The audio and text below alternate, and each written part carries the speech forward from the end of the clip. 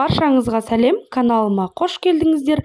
Бүгін сіздермен донор жасайтын боламыз. Және де үй жағдайында осылай донор жасап жеңіңіздер. Өте дәмді, жасап жеуге кеңес беремін.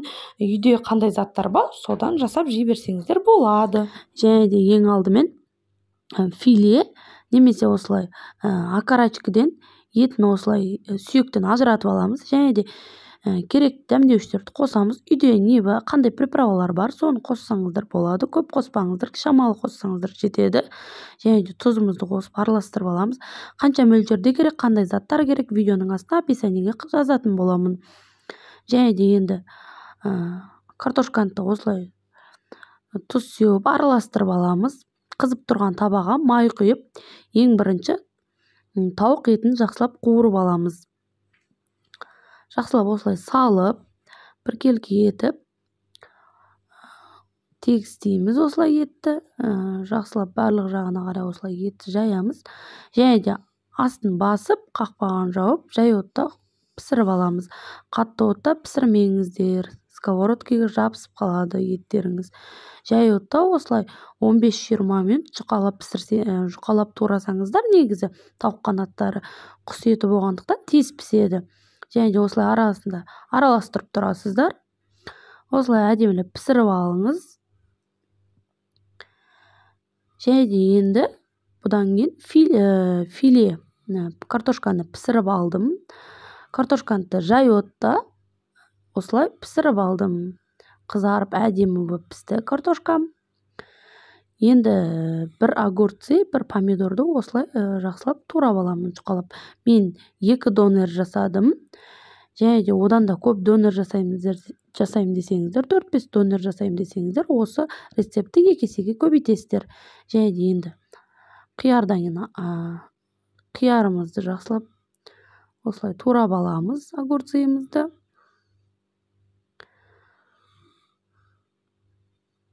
Жасап жеңіздер үй жағдайында, өте дәмді шықты. Және де сырды қоспасаңыздар да болады. Менде үйде осындай кішкене сыр болғандықтан қосып жібердім. Сметана осындай твердый сыр болғаннан кейін кішкене қостым сырдан. Үйде не бар, жалпы сол заттардан жасай берсеңіздер болады. Капуста, басқа да салаттар. Және де ең бірінші лавашымызды жайып, сырымызды себеміз. Және де 2-ге бөліп етімізді 2 донорге бөліп салып шығамыз. Және де енді майонезімізді сеуіп шығамыз. Осылай жағып шығамыз. Кішкене ғана, көп жағудың керегі жоқ. Және де енді қиярымызды 2-ге бөліп, екеуіне қойып шығамыз. Өте дәмі ерекше донор болып шықты. Жасап жеуге кеңес беремін. Және де кішкене майонезімізді жағып, қайтадан картошкамызды да осылай қойып шығамыз, фрейімізді. Және де тағы кішкене майонез жағамыз. Көп жағудың керегі жоқ. Кішкене жақсаңыздар жеткілікті. Енді помидорымызды, қызанағымызды жақсылап осылай қоямыз. Бетіне сеуіп шығамыз. Қалған сырды да кішкене септім. Және де осылай әдемілеп ораймыз, тығыздап. Екеуін әдемілеп орап аламыз. Лавашты қолдан пісірсеңіздер де болады. Немесе дүкеннен сатып алсаңыздар да болады. Және де қызып тұрған табаға 2 бетін қызартып пісіріп алдым.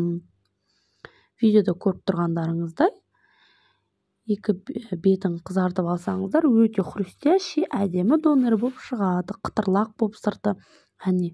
Әдемі донор шықты. Үйде жасап жеуге кеңес беремін. Ас болсын. Міне ортасы сондай әдемі, сырты қытырлақ, күшті донор болып шықты. Видео ұнаса лайк басып, комментарий қалдырып кетіңіздер.